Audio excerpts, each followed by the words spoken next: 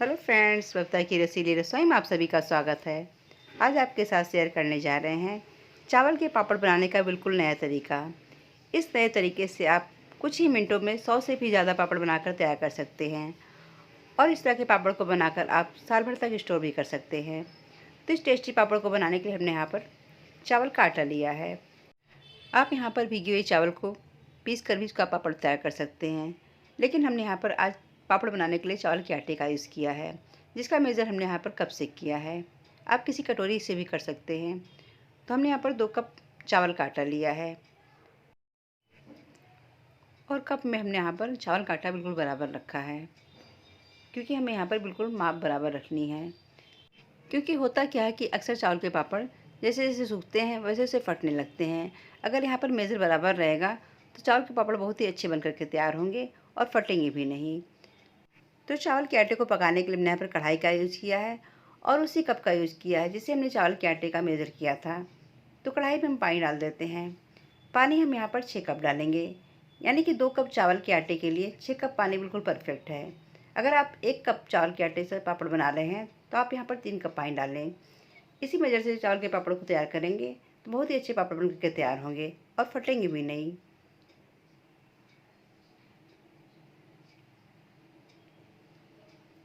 तो हमने यहाँ पर 6 कप पानी डाल दिया है। अब इसमें हम टेस्ट से थोड़ा कम नमक और 1 चम्मच रिफाइंड ऑयल डालकर इसे मिक्स कर लेते हैं। यहाँ पर हमें नमक का यूज़ बहुत ही कम करना है, क्योंकि पापड़ तलने के बाद नमक थोड़ा तेज़ हो जाता है। तो इसे मिक्स करके हम ढककर पका लेते हैं ताकि पानी अच्छे से उबल जाए। तो पानी में देखिए उबाल भी आ चुका है, पानी अच्छे से पक चुका है। अब इसमें हम चावल के आटे को डाल देते हैं।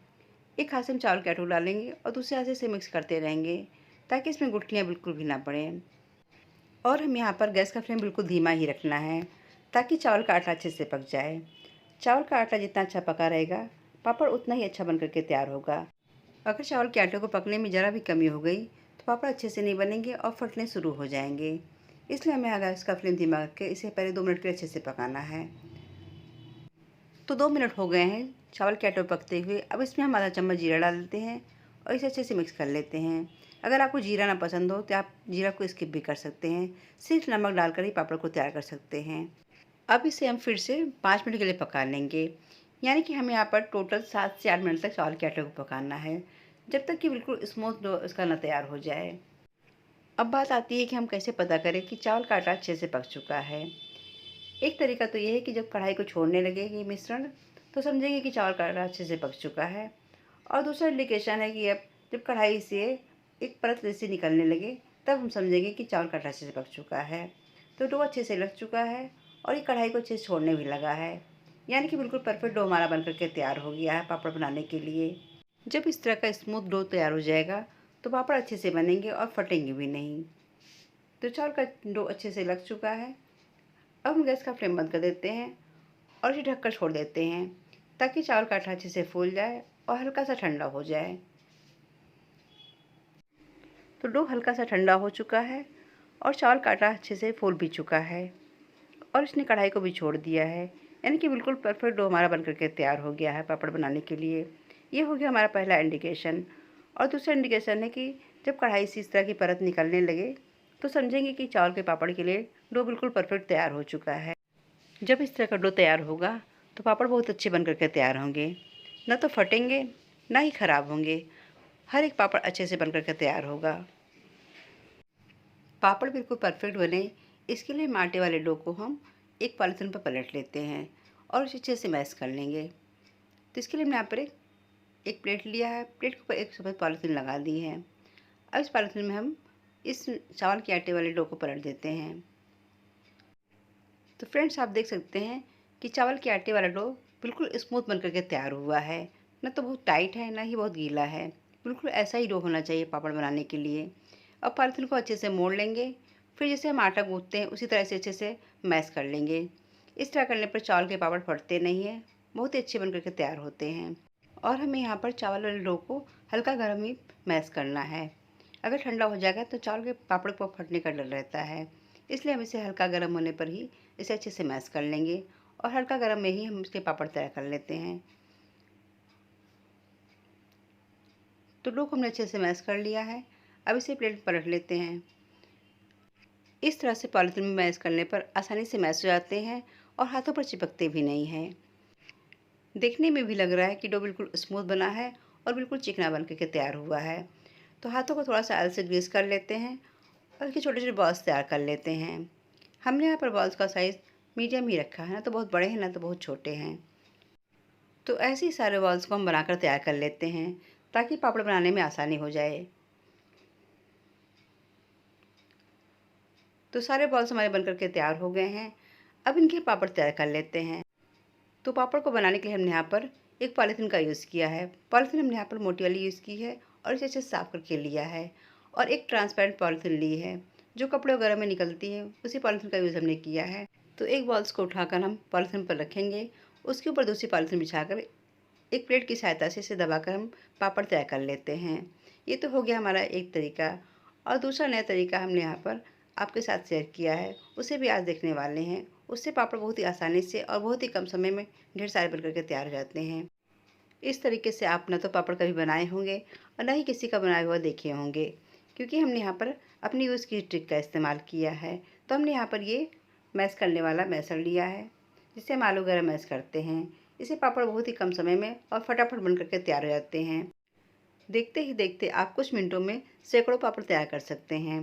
बस मैशर से हल्का सा प्रेस करें और तुरंत पापड़ तैयार हो जाते हैं। है ना कमाल की ट्रिक। आप इस ट्रिक से पापड़ को ज़रूर बनाइएगा। अगर आपको पापड़ का साइज़ थोड़ा बड़ा रखना है तो इस मैशर को 2-3 बार हल्के हाथों से दबा दबा कर बड़ा कर सकते हैं। बहुत ही आसानी से पापड़ बन करके तैयार हो जाते हैं।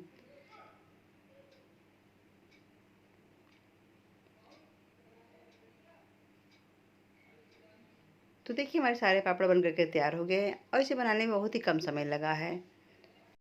अब इसे हम 4-5 घंटे के लिए हल्की धूप में रखकर सुखा लेते हैं ताकि ये फटे ना, क्योंकि बहुत तेज़ धूप में पापड़ फटने शुरू हो जाते हैं।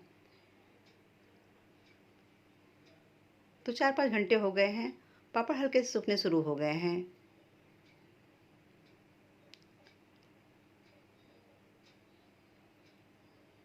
और कुछ पापड़ तो अपने आप ही निकल चुके हैं। अब इसे पलटकर हम फिर से 4-5 घंटे के लिए धूप में छोड़ देंगे ताकि पापड़ अच्छे से सूख जाएं। बिल्कुल ट्रांसपेरेंट और बिल्कुल हल्के पापड़ बनकर के तैयार हो गए हैं।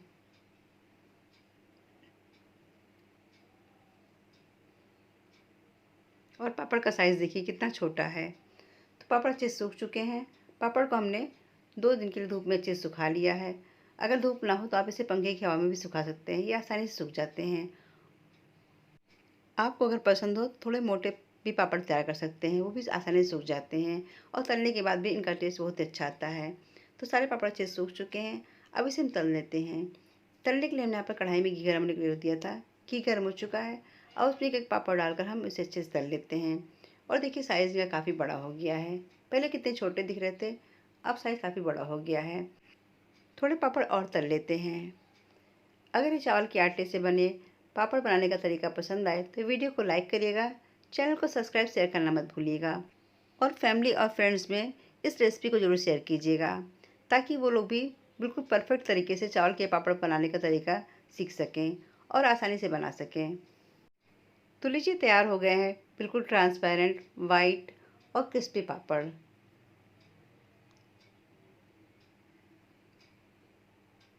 तो पापड़ को एक प्लेट में रख देते हैं। अब इनका साइज़ देखिए, ये देखने में काफ़ी छोटे दिख रहे हैं और तलने के बाद इनका साइज़ देखिए काफ़ी बड़ा हो गया है। दोनों में काफ़ी अंतर है।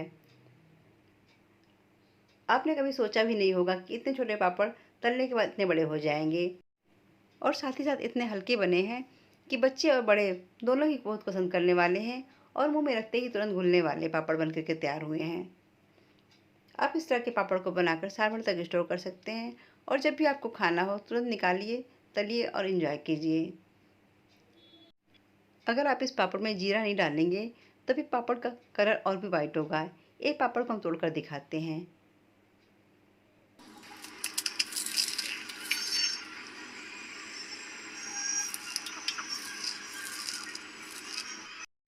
आवाज़ सुनी ना आपने, कितने क्रिस्पी पापड़ बन करके तैयार हुए हैं। अगर ये चावल के पापड़ बनाने का तरीका पसंद आए तो वीडियो को लाइक करिएगा, चैनल को सब्सक्राइब शेयर करना मत भूलिएगा। तो मिलते हैं ऐसी रेसिपी के साथ, तब तक के लिए बाय एंड टेक केयर।